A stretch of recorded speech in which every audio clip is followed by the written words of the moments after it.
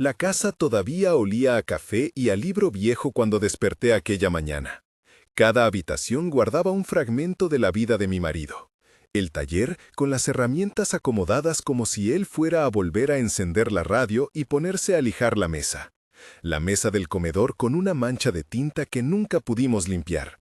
Las cortinas que dejaban pasar la luz de la tarde justo sobre las macetas de rosas.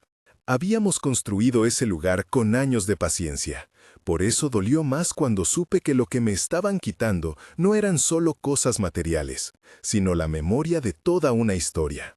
Antes de que les cuente lo que pasó, les pido algo rápido. Si este relato les interesa, suscríbanse y cuéntenme desde dónde me escuchan.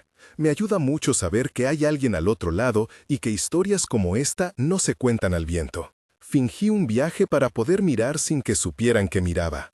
No era mentira exactamente. Acompañaría a una amiga a la ciudad, pero nunca salí de mi calle. Me quedé en el portal con la taza fría en la mano, observando la casa como quien mira un cuadro que cambió de lugar sin avisar. Fue ahí, desde la ventana de la sala, que vi a Patricia moverse con esa confianza que no tiene quien cuida, sino quien toma lo que cree suyo. Al principio fue pequeño, una caja que apareció en el cobertizo y que antes, cuando yo la abría, contenía las piezas de un rompecabezas que mi marido y yo armábamos en la tarde. Ahora sacaba cosas y las metía en bolsas negras. La primera vez pensé que era por limpieza. La segunda vez me llamó la atención que lo hiciera a la noche, con la luz de su celular apuntando como si no quisiera que nadie la viera. El vecino, don Gonzalo, me lo contó después. La vio subir una maleta al coche a las 3 de la mañana, pero al día siguiente lo negó porque tenía miedo. Los vecinos saben, a veces guardan silencio por no meterse, otras hablan con ojos que llevan la mitad de la historia. No quería creerlo. Ricardo siempre había sido el hijo cariñoso, me ayudaba a bajar las compras, me llevaba al mercado los sábados. Habíamos tenido discusiones, sí, como en toda familia, pero nunca pensé que pudiera ser cómplice de algo así. Patricia sabía decir las palabras correctas. Mamá, es por tu bien. Ya estás mayor, necesitas descansar. Lo dijo en voz dulce, con la mano en mi hombro, y la gente la miró con alivio. Yo me sentí pequeña, como si mi propio corazón se encogiera y no supiera cómo llenar de aire los pulmones. La humillación llegó en una reunión que Patricia organizó como si fuera una visita de cortesía. Desayunó con el hijo de un cliente suyo, trajo a su madre, habló de preocupaciones y frente a todos dejó caer cosas que dolían. Me acusó con ese acento de verdad que ella sabía fingir, de olvidar citas, de repetir historias, de poner en peligro mis cuentas. Ricardo la siguió con la mirada y no dijo nada. La mesa que durante décadas había sido testigo de risas se volvió tribunal. Alguien pasó un smartphone alrededor y mostró mensajes fuera de contexto. Fue ahí cuando sentí que las paredes se cerraban. Me levanté, salí al patio y me apoyé en la barda con la sensación de que alguien había puesto un cristal entre mi mundo y el resto. Cuando lo cuento parece simple, pero ese día me costó recuperar el aliento. Volví a la cocina y me encontré con una nota anónima en el fregadero. No confíes en ellos. No firmaba nadie, pero entre líneas estaba la mano de don Gonzalo. Él no quería problemas, pero me había dejado pista. Fue él quien me dijo, con su voz rasposa, que había visto a Patricia esconder cosas en el cobertizo y que estaba preocupado por la actitud del joven, refiriéndose a Ricardo. No fue un «voy a intervenir», fue una oferta de compañía, de estar pendiente. Acepté porque, en ese momento, compañía era todo lo que necesitaba. Esa noche, antes de ir a dormir o al menos de intentar dormir, fui al cobertizo. No buscaba pruebas para denunciar, buscaba entender. Abrí la caja donde guardábamos las herramientas y bajo la pala encontré un sobre con papeles que no eran míos. Contratos con firmas parecidas a la mía, pero con fechas que yo recordaba ocupadas en otras cosas. Estados de cuenta con transferencias que no reconocía y una carpeta con una copia firmada de un supuesto dictamen médico que aseguraba que yo presentaba deterioro cognitivo significativo. El papel llevaba el sello de un consultorio y la firma de un tal Dr. Marco. Sentí que el suelo se hacía menos sólido. Aquello no era solo ambición, era diseño. No me lancé a la acusación, Sabía demasiado bien que las palabras se vuelven frágiles fuera de su contexto. Volví al cobertizo a la mañana siguiente con el teléfono y tomé fotos, una por una, sin tocar más de lo necesario. La estrategia que me fue cayendo encima era pulcra. Habían construido un expediente. Había facturas que salían de cuentas que recordaba como inalteradas, nombramientos de poderes notariales y, lo peor, un registro en el que aparecía un número de cuenta al que se habían hecho transferencias grandes en fines de semana. Patricia no necesitaba robar en silencio, había tejido una red que, a simple vista, parecía legal. Con las imágenes en la mano fui a ver a Beatriz, la abogada que me había recomendado una amiga de la iglesia. La conocía de vista, había sido regidora en un consejo vecinal y tenía la calma de quien se enfrenta a papeles y los convierte en armas de defensa. Ella abrió las fotos, me miró a los ojos y no dijo lo siento. Dijo, vamos a ordenar esto como se debe. Fue la primera vez que alguien me ofreció la palabra vamos con la seriedad de quien sabe que acompañará. Beatriz me explicó, con paciencia, qué podríamos hacer. Primero, asegurar las pruebas. Segundo, poner una revocación inmediata de cualquier poder notarial que hubiera sido otorgado en mi nombre. Tercero, pedir una inspección en mi domicilio si había indicios de irregularidades administrativas. No prometo sentencias, me advirtió con la claridad que calmó mi ansiedad, pero sí te prometo que vamos a seguir el camino de las pruebas. Habló de notarios, del registro público, de medidas cautelares que podrían evitar que siguieran moviendo bienes. Su lenguaje era técnico, sí, pero lo explicó con ejemplos sencillos. Revocar un poder es como cerrar una llave que alguien dejó abierta. La llave sigue existiendo, pero no sirve si no tiene la cerradura. El primer paso fue ir con el notario, el licenciado Arnaldo, al que Patricia había acudido con una sonrisa 2 semanas antes, según pude verificar por llamadas en el historial que conseguí con ayuda de Beatriz. Arnaldo me recibió en su despacho con esa mezcla de profesionalidad y curiosidad que tienen los que ven muchas historias de familia. Le mostré los documentos, él los chequeó, habló por teléfono y me dijo algo que escuché como una bendición inesperada. Algunas firmas parecen apócrifas. Si usted no estuvo, hay manera de detener los efectos. En su oficina, descubrimos que la firma en uno de los poderes tenía trazos distintos, un ínfimo desplazamiento que solo el ojo de un notario con años detecta. No era una garantía absoluta, pero era suficiente para pedir una suspensión. Mientras tanto, acumulábamos más. Don Gonzalo fue clave, no solo por los ojos que tenía sobre la calle, sino porque recogió fotos que alguien, no supe quién, había dejado en su buzón. Eran imágenes de paquetes siendo entregados en el garaje, cajas con medicamentos y frascos de recetas a nombre de un supuesto enfermero. No había necesidad de describir qué contenían, bastó con que las fotos mostraran la intención, mercancía médica que entraba y salía. Otra hoja encontrada era una lista con horarios y nombres que insinuaban visitas nocturnas. Fue todo eso lo que hizo que Beatriz pidiera la intervención municipal. Si había irregularidades administrativas, autorizaciones, rotulación falsa, movimiento de bienes, el inspector podía detener obras, embargo administrativo o al menos abrir un expediente. No era la cárcel, era el primer cerrojo. La confrontación pública fue inevitable. Patricia no esperaba que yo supiera. Había construido su teatro con aliados que necesitaban algo, algunos por negligencia, otros por interés. En la reunión donde me humilló frente a todos, había puesto en escena un espectáculo de preocupación que resultó ser una estrategia.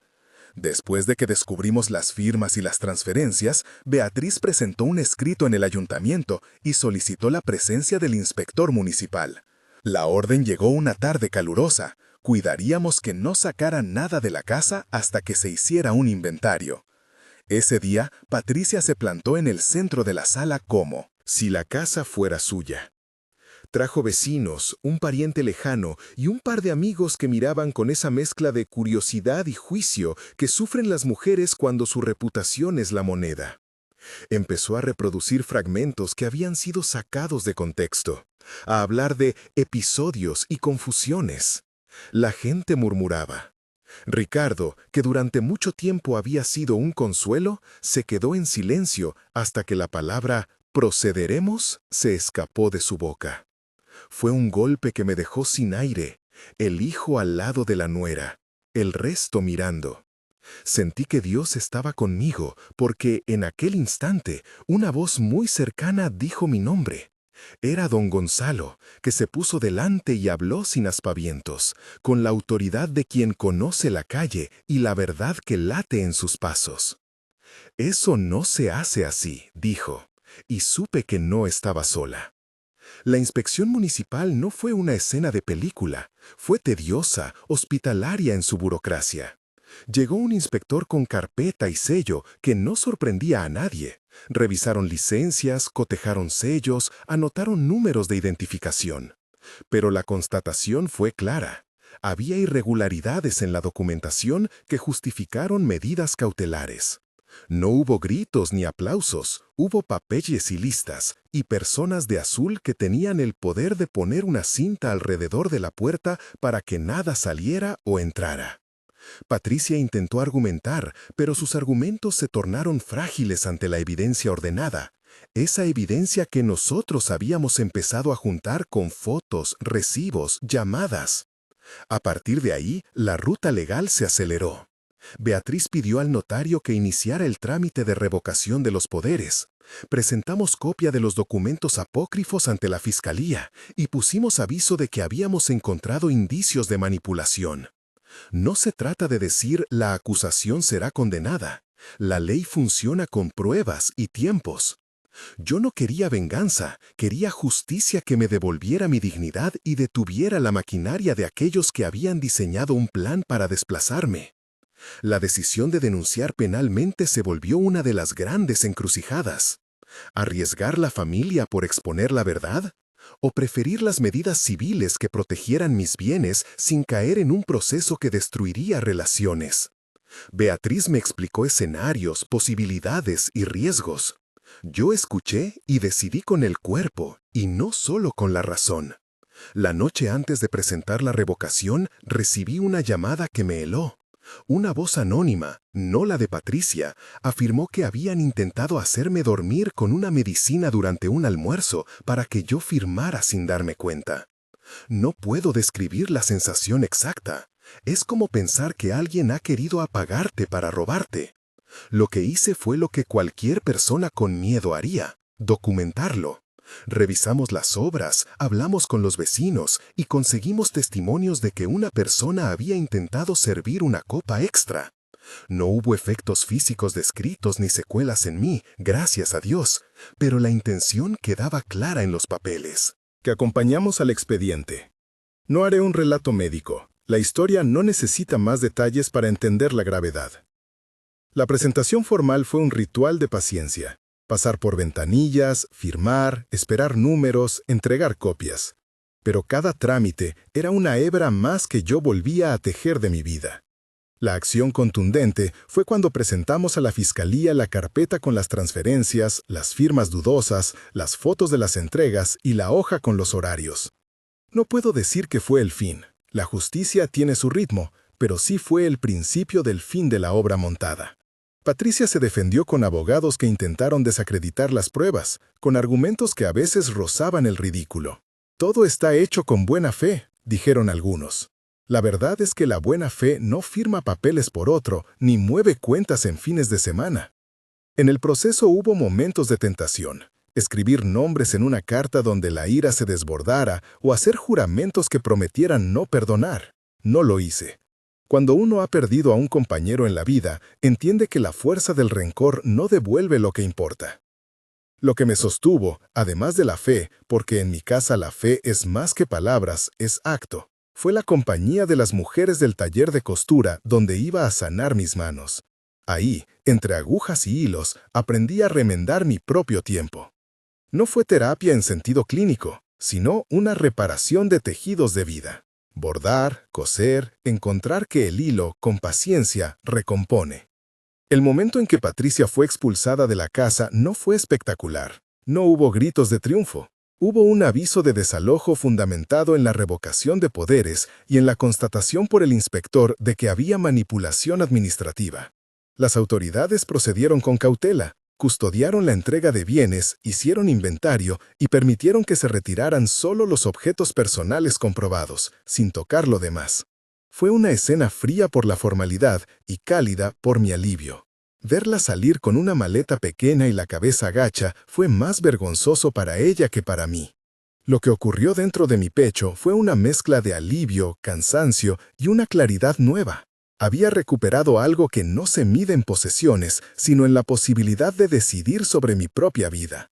Después de todo eso, la comunidad hizo su parte. La gente que antes había mirado desde la ventana ofreció testimonio. Don Gonzalo contó lo que había observado, y algunos vecinos pidieron a Ricardo que hablara con responsabilidad. Él, en el medio de su culpa y su vergüenza, se quebró. Lo recuerdo con la cara en las manos, pidiéndome perdón en una sala llena de cajas y papeles. Fue un encuentro doloroso. Le dije cosas que tal vez no fueron suaves, pero le dije la verdad. No le cerré la puerta, no quería convertir un conflicto en un muro imposible.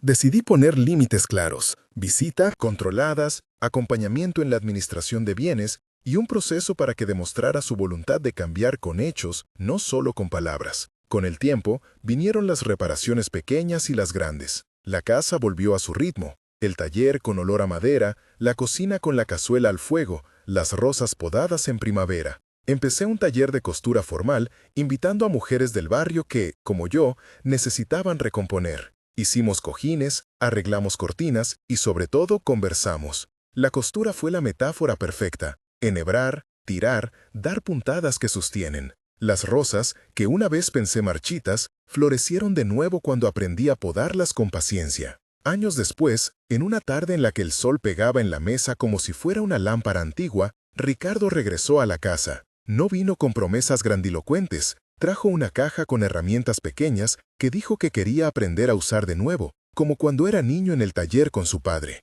Nos sentamos en la terraza y hablamos. No perdoné todo de inmediato, no porque quiera castigar, sino porque el perdón es un proceso que se gana. Le dije que la confianza se reconstruye con actos, y él aceptó el reto. Nos miramos con la honestidad de quienes han visto la peor cara del otro y han decidido si quieren seguir juntos. No denuncié penalmente a Patricia al final. Fue una decisión que tomé después de conversaciones largas con Beatriz y con mi propia conciencia. Preferí asegurar medidas civiles que protegieran mi patrimonio y permitir un proceso de reparación más lento y humano que la cárcel no hubiera garantizado. Sé que algunos pensarán que fue flojera o miedo, otros me dirán que fue sabiduría. Para mí, fue una mezcla de ambas y de algo más. El deseo de no destruir lo que quedaba inevitablemente roto, pero tampoco de permitir que lo que hicieron quedara sin consecuencias. Le pedí a Patricia que, a cambio de una salida limpia, restituyera lo que pudo y se comprometiera a no acercarse sin mediación.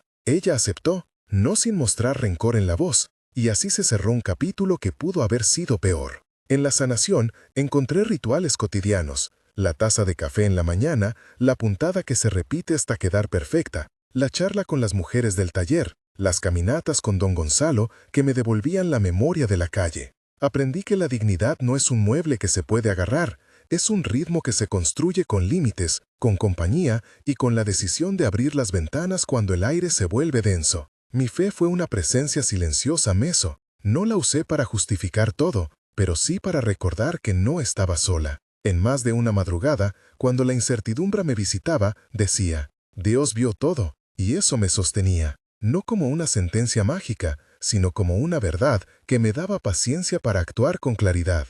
A veces me preguntan si volvería a confiar. La respuesta no es sencilla. Aprendí a distinguir entre misericordia y confianza ciega. Dar segundas oportunidades no implica olvidar, implica crear condiciones para que la confianza se reconstruya. Hoy hablamos con Ricardo por teléfono, nos vemos en reuniones breves y él me ayuda con compras. No todo está resuelto, y quizás nunca lo esté del todo, pero hay una nueva forma de relación, más honesta, con límites y con pequeñas pruebas cotidianas. Cuando cierro la puerta del cobertizo, dejo dentro no solo herramientas sino documentos ordenados en una caja fuerte que Arnaldo me ayudó a conseguir. Ya no guardo todo en la casa a la vista. Aprendí a proteger lo que me pertenece y a confiar en profesionales que actúen con transparencia. No lo digo como prescripción universal, cada historia exige su camino. Lo digo porque sé que muchas mujeres mayores viven con la idea de que perderán lo que han construido y no hablan. Si algo quisiera que se llevaran de mi relato es esto: mirar con desconfianza cuando algo no encaja, pedir ayuda antes de que el silencio sea una jaula, y cuidar las papelerías propias como quien cuida un legado. La herida queda, claro que sí. La humillación no se borra con papeles firmados. Pero lo que se construyó después es una vida que aprendió a bordar sobre la cicatriz. En el taller de costura, una mujer joven me dijo una vez: «Sus manos son fuertes, Hilda, porque saben coser incluso el dolor». Sonreí con la boca y con el alma. La casa volvió a ser un lugar de historias compartidas, no un escenario de manipulación. No digo que Dios me haya librado de todo. Digo que, en los momentos más duros, sentí una compañía que me permitió tomar decisiones con templanza. Dios vio todo, y eso no fue un consuelo pasivo. Fue la fuerza para llamar a la abogada, para revisarlo todo, para poner límites y para aceptar que la justicia tiene tiempos. Si me humillaron frente a todos, también aprendí a restaurarme frente a mí misma. Sé que hay quienes hoy están pasando por algo parecido, una nuera o un yerno que parece más protector que respetuoso, una sombra de extraños que aparecen como ayuda y terminan por quedarse con pedazos de la historia. Les diría que no esperen a que el orgullo los paralice. Busquen a alguien de confianza, documenten lo que puedan y no teman pedir ayuda profesional. Proteger la autonomía no es un acto de obstinación, es un acto de amor propio. El jardín de rosas ahora florece cada primavera con más fuerza. Las brochas del taller están limpias, y el taller siempre huele a madera y a hilo. A veces, al regar el rosal que abrigó tantas tardes, pienso en las manos que me ayudaron a sostener la casa. Pienso en don Gonzalo, en Beatriz, en Arnaldo y en las mujeres que tejieron conmigo. Pienso en Ricardo, que hoy avanza con pasos pequeños pero sinceros. Y pienso, la recuerdo, la nombro y la dejo en su lugar como se deja un pedazo de ropa que ya cumplió su función. La vida continúa. No todo fue perfecto, no todo fue rápido, pero hubo justicia en el sentido que importa, recuperar la capacidad de decidir. Y cuando alguien me pregunta si volvería a abrir la puerta a quien le hizo daño, respondo con otra pregunta. ¿Quién demuestra, con hechos constantes, que merece una llave? Porque la llave se gana, no se regala. Si mi historia resonó con ustedes, me gustaría saberlo. ¿Desde dónde me escuchan? ¿Han vivido algo parecido o conocen a alguien que lo haya pasado? Compartan en los comentarios. Si quieren contenido más profundo sobre cómo proteger documentos o historias de recuperación como esta, consideren hacerse miembros del canal. Hay material exclusivo donde entrevisté a Beatriz y a don Gonzalo para que cuenten con detalle cómo actuar en estas circunstancias. Gracias por quedarse hasta aquí y por acompañarme en esta memoria que tuve que reconstruir. Las tardes en el taller tienen un ritmo propio, el zumbido constante de la máquina de coser, el olor a tela recién cortada y la luz que entra por la ventana inclinada justo cuando empiezo a ordenar las piezas del día. Hay una calma trabajada, como una costura bien hecha. No nace del azar, sino del repaso paciente de puntadas que con el tiempo han ido formando algo útil y bello. Ahora doy clases 3 veces por semana. Mujeres jóvenes y algunas de mi edad vienen con sus bocetos, sus dudas y también con sus historias. Muchas se sientan en las máquinas y sin decirlo, cosen también pedazos de su pasado. Hace poco organicé una tarde distinta, papeles y rosas. Invitamos a Beatriz y a don Gonzalo para que hablaran de cómo proteger escrituras, contratos y testamentos. Arnaldo trajo la caja fuerte y explicó, con la seriedad que tiene al poner una bisagra, cómo elegir una buena cerradura. Fue la tarde en que mezclé lo doméstico con lo cívico, café en termos, almohadones con retazos de vestidos antiguos y en la mesa central sobres, copias notariadas y una lista de contactos de abogados. Algunas se miraron con desconcierto, otras tomaron notas con la energía de quien por primera vez entiende que la autonomía también se defiende en papel. Entre las asistentes hubo una chica que me contó que su suegra la hipnotizaba con halagos para llevarse regalos escondidos. Otra mujer, con voz queda, mencionó que su cuñado había vendido cosas de la casa sin permiso. Llevé mi experiencia como quien lleva el patrón de una prenda, no para imponer, sino para mostrar cómo recortar con cuidado lo que ya no sirve. Hablamos de confiar en bancos, pero también en documentos que no se pierdan en cajones. Insistí en algo que me costó, no delegar todo. Hay tareas que podemos hacer nosotras mismas, y hacerlo nos devuelve parte del poder que nos arrebataron. Ricardo y yo hemos encontrado una rutina nueva y sorprendentemente delicada. Él llega temprano los sábados y trabajamos en pequeñas reparaciones de la casa. Barnizar un estante, enmendar una persiana. Conversamos de cosas sencillas. ¿Cuáles frutas traer para la cena? ¿Qué planta necesita más sol? Los silencios ya no son espacios hostiles, sino pausas para acomodar los pensamientos. Hubo un momento, simple, casi doméstico, que sentí como un puente. Me trajo una maceta que arregló con sus manos y sin palabras grandiosas me pidió permiso para regarla. Le di la llave del cobertizo por un día, luego por una semana. Ahora sabe que si quiere la llave tendrá que demostrar no solo intención, sino constancia y transparencia.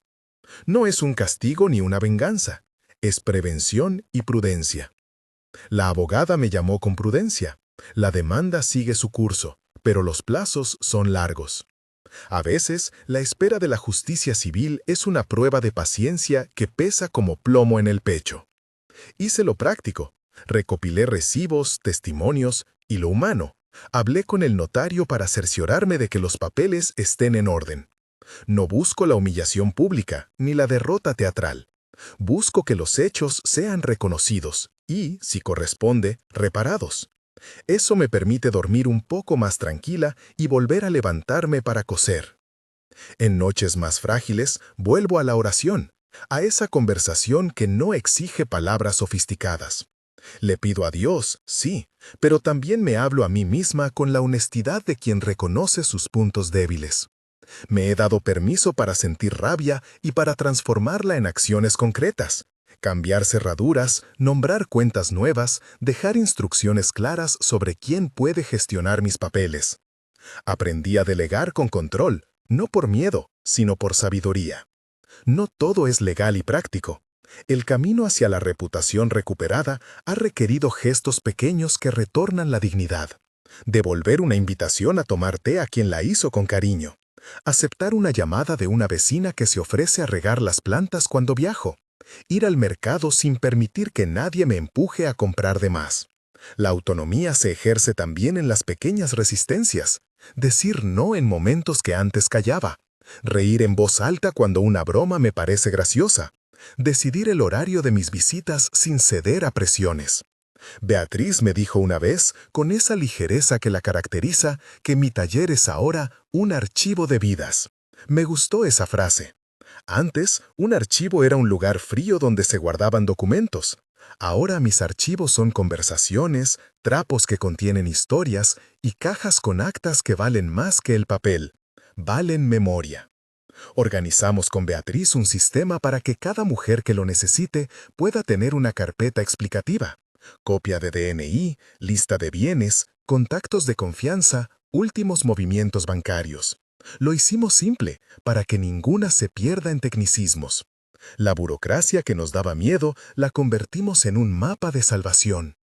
He pensado mucho en Patricia. La recuerdo con una mezcla de derrota y compasión tardía. La humillación fue real, la afrenta indiscutible. Pero también creo que la indiferencia pública y la crueldad se alimentan de otras heridas. No busco reconciliación forzada. No quiero que vuelva a entrar en mi casa por la fuerza del perdón impuesto. Si alguna vez vuelve a mi lado, que sea mostrando actos de desagravio, no promesas vacías. Mientras tanto, me permito nombrarla en su lugar. Una parte de mi pasado que ya cumplió su función y merece el olvido con respeto, no la persecución. Las cartas que llegaron después al taller me sorprendieron. Algunas eran de mujeres que querían contarme cómo mi historia les había dado valor.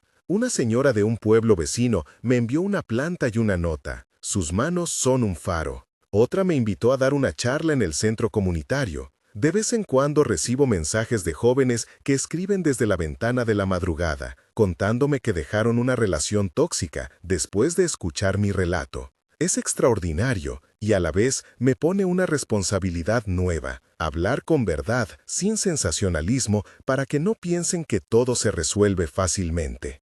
Una tarde recibí una visita de la nieta de don Gonzalo. Traía unas fotografías antiguas, una casa en la que claramente alguien había vivido con cuidado. Me pidió permiso para escanearlas y me contó la historia de su abuela, que también fue manipulada por un pariente. Nos sentamos con té y pasamos las fotos una por una. En cada imagen había una expresión, un plato, un mantel que contaba dignidad cotidiana. Fue como confirmar que el daño que sufrimos tiene ecos en otras vidas y que al restaurar la nuestra, abrimos un camino para quienes vendrán después. Con Ricardo, un gesto pequeño abrió otra puerta. En una de esas tardes en que arreglábamos la terraza, encontró en el cajón de la mesa un cuaderno donde anoto ideas para talleres y pequeñas recetas de cómo proteger la casa. No había motivos para esconderlo, sin embargo lo había hecho por miedo a que alguien lo usara en mi contra. Él lo hojeó con cuidado y dijo, «Esto es valioso». No lo dijo en tono de juicio, sino con sorpresa respetuosa. Le pedí que leyera la parte donde explico cómo crear un inventario de bienes y le mostré cómo lo organizo. Me ayudó a digitalizar parte del cuaderno. Le pedí solamente que me mostrara los archivos cuando yo lo pidiera. Fue un acto de transparencia mutua que reforzó la confianza sin apabullarla.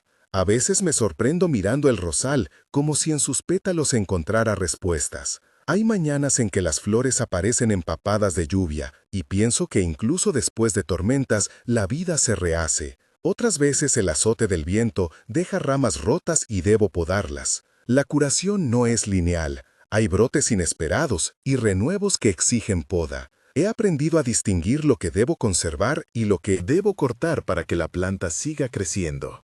El taller también se convirtió en un lugar para aprender a escuchar.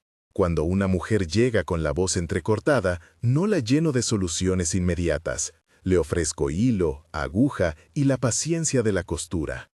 A veces lo que necesita es que alguien le diga, «Te escucho», y que no le pidan que haga catarsis rápida ni que publique su dolor para recibir likes o aplausos.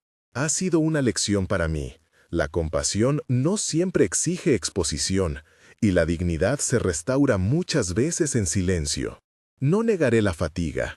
Hay días en que me cuestiono si habría sido mejor guardar silencio, si el ruido de las redes y los comentarios no hubiera sido más llevadero. Pero luego pienso en la mujer que vino a mi taller con una bolsa llena de recortes y me dijo, «No sabía que podía pedir asesoría». Y recuerdo a la señora que, después de la charla de Beatriz, fue a su casa y cambió las llaves. Pequeñas victorias. A eso me aferro, a los actos que transforman, aunque no sean vistosos. La relación con Patricia quedó por ahora en suspenso. Ella no ha buscado reconciliación formal, ni ha pedido perdón en público. Hubo rumores, intentos de minimizar lo ocurrido, y un silencio calculado que duele tanto como la ofensa. No soy de alimentar rencores, pero tampoco voy a fingir que todo está bien. Si surge un encuentro, que sea para que pague con actos y no con excusas. La justicia, ya lo he dicho, tiene tiempos. La dignidad, en cambio, se ejerce cada día. La última vez que me pidieron que contara mi historia en un auditorio, lo hice con las manos vacías. No llevaba guiones, solo la memoria de costuras y papeles. Hablé de límites, de la humildad de pedir ayuda y de la necesidad de un acompañamiento legal cuando la vulneración toca la propiedad. Hubo lágrimas y risas. Al final, una mujer se acercó y me dijo, «Lo que usted cuenta me salvó». No sé si esa palabra es exacta, pero sí sé que la verdad bien dicha puede abrir ventanas donde había paredes. Esa noche, al volver a casa, encontré una nota bajo la puerta. No era una nota hostil ni una invitación. Era un sobre con un número telefónico y solo 3 palabras escritas con letra apretada. «Necesito hablar contigo». El papel no llevaba firma. Me detuve en la entrada, con la bolsa del mercado en la mano, sintiendo una mezcla de curiosidad y prudencia. Podía ser cualquiera, una vecina, una desconocida o alguien que quisiera causar revuelo. Cerré la puerta lentamente y mientras apoyaba la bolsa sobre la mesa, pensé en lo que había aprendido a lo largo de estos meses. Antes de abrir el sobre por completo, encendí la lámpara de la mesa del taller. La luz convirtió el polvo en motas de oro y el silencio en algo menos intimidante. Saqué la nota con cuidado. Había algo en la forma en que estaba doblada que me dijo que no debía apresurarme. Me senté, clavé la mirada en la letra y respiré. Entonces llamé a Ricardo para contarle. Me respondió con la voz baja, y juntos decidimos que primero verificaríamos de quién se trataba. No por desconfianza ciega, sino por la prudencia que nos había costado tanto cultivar. Mientras esperaba su llegada, fui al cobertizo y le di una última revisión a la caja fuerte. Ordené los papeles por fecha, comprobé los sellos y dejé a mano la lista de contactos de emergencia. No por paranoia, sino por cuidado. Afuera, el rosal parecía respirar más tranquilo. Dentro, yo intentaba no dejar que la intranquilidad volviera a instalarse. Cuando la puerta del taller se abrió, la tarde ya había perdido su calor. Ricardo trajo consigo la calma de quien no dramatiza, y juntos nos acercamos a la mesa. Al deslizar otro papel que estaba dentro del sobre, descubrimos un nombre que no esperaba. No era Patricia, era una persona distinta, con una historia que, si lograba escucharla, quizá nos llevaría a un lugar inesperado. Pero para saberlo, había que aceptar la visita y, sobre todo, mantener los límites que habíamos aprendido a sostener. Abrimos la puerta. Afuera, al borde del camino de tierra, una figura menuda se recortaba contra la luz menguante. Su mirada estaba llena de algo que no era ni desafío ni mendicidad. Era simplemente necesidad. Y en ese instante supe que mi historia no sería solo sobre recuperar lo que me habían quitado, sino también sobre abrir la mano cuando la dignidad ajena lo reclamara, siempre sin renunciar a la prudencia que aprendí a pulir. La figura menuda permaneció en el umbral, con las manos entrelazadas sobre el delantal gastado. A la luz que se filtraba por la ventana, su cabello parecía un halo desordenado. Su rostro, joven pero marcado por noches largas, tenía la urgencia de quien ha esperado demasiado tiempo para ser escuchada. No habló de inmediato. Miró el taller como si hubiese entrado en un santuario pequeño. Luego, con voz temblorosa, dijo: «Me llamo Lucía». Ricardo hizo un gesto leve, la invitó a pasar y cerró la puerta con la misma calma que traía siempre. Le ofrecimos una taza de té, la rechazó. Se quedó de pie, abrazándose a sí misma, y por un momento pensé en todas las veces que había entrado gente así a mi taller, con miedo, con esperanza, con la vergüenza en la punta de la lengua. «¿Vienes sola?», pregunté, tratando de que mi voz no sonara ni demasiado inquisitiva ni demasiado blanda. «Sí», contestó. «Vine porque me dijeron que usted ayuda, que no pone a la gente en el show, que escucha y que sabe dónde guardar las cosas». La frase llegó como un golpe y una caricia. Guardar las cosas. No solo documentos o pruebas, guardar la dignidad, la historia, los pedazos rotos hasta que puedan volverse algo entero. Asentí. Ricardo, siempre prudente, me miró, con la pregunta que no hacía falta pronunciar. Salió a la calle 2 pasos y volvió con una expresión neutra. «Quiero ver si podemos verificar su historia», dijo, no por desconfianza, Lucía, por seguridad. «¿Le importa darme su teléfono, su nombre completo?». Ella dudó. Dejó que la punta de sus dedos dibujara un mapa invisible sobre la mesa del taller y, cuando habló, lo hizo como quien mide las palabras antes de soltarlas. «No tengo mucho que dar. Trabajo por horas en la costura de otras casas, a veces me pagan con comida. Pero encontré cosas». Miró mis manos como pidiendo permiso. Patrones, cuentas, papeles que no son míos. Y me dijeron que hay quien sabe hacer que esas cosas vuelvan a quienes las merecen. Recordé entonces la bolsa de recortes que había recibido meses atrás, la señora que cambió las llaves. Pequeñas victorias. Tal vez la historia de Lucía se tejía con esas mismas puntadas de sigilo. Gente que recupera lo que le pertenece sin necesidad de titulares. La conversación que siguió fue sencilla y circunspecta. Le pedimos que nos contara, y ella lo hizo en trazos, como cosiendo a trozos una prenda que había sido descosida demasiado tiempo atrás. Habló de una casa en la que trabajó, de una mujer que reunía telas y las hacía pasar por suyas, de la promesa de una formación que nunca llegó. Dijo el nombre de Patricia en un suspiro, no con odio, no parecía capaz de eso, sino con una mezcla de decepción y fatiga que resonó en mi pecho. «Es la misma», murmuró Ricardo al oír la palabra, «la que dejó la compañía aquí no hace tanto». La certeza nos obligó a respirar hondo. No porque quisiéramos venganza, sino porque la historia encajaba en un patrón. Personas que pierden la voz en silencio y que necesitan a alguien que les devuelva el derecho a contar sin que les cueste la vida. Le pregunté a Lucía si quería que tomásemos nota de lo que decía, si autorizaba que le hiciéramos copias de lo que tenía, o que guardásemos sus cosas en la caja fuerte hasta que decidiera qué hacer. Ella asintió, con la gratitud de quien recibe abrigo en una noche de invierno. Sacó del delantal una carpeta doblada con cuidado. Dentro, papeles amarillentos, recortes de boletos, un trozo de tela con una puntada característica y, envuelto en un papel, un cuadernillo de apuntes con medidas y nombres. Cuando lo dejó sobre la mesa, el ruido que hizo al desplegarse fue pequeño y enorme a la vez. «No quiero que me pongan en el conteo público», dijo. «No por miedo a Patricia, que ya...» Hizo una pausa, «sino por mi familia. Trabajo para que no me vean como quien trae problemas. Además, ¿qué gano yo con pelea grande? Solo quiero que me reconozcan lo que hice, que me devuelvan el cuaderno, que me dejen seguir adelante». Oí en sus palabras la misma lógica que había defendido en mis talleres. La dignidad siempre exige tribunales. Muchas veces pide reparación concreta, sigilosa, justa. Le ofrecí dos cosas: el resguardo inmediato de lo que traía y la posibilidad de que yo la acompañase a hablar con algunas personas que sabían del oficio y podían testificar. Le expliqué, con claridad de límites, que no haría nada sin su consentimiento y que tampoco usaría su historia para alimentar debates públicos. Ella dejó que la mirada se le humedeciera, no con lágrimas de pena, sino con alivio. Mientras tanto, Ricardo hacía lo que mejor sabe hacer: poner orden sin burocracia, anotar nombres, fechas y piezas en una libreta. Era práctico y suave, la combinación perfecta cuando la gente estaba al borde de quebrarse. Le pedí que guardase una copia digital de la lista. Él lo hizo con su teléfono, y luego le ofrecí a Lucía la silla mayor, la que usaba cuando recibía a clientes serios. No le gustó mucho la idea de sentirse importante, pero al sentarse relajó los hombros. Hablamos largo.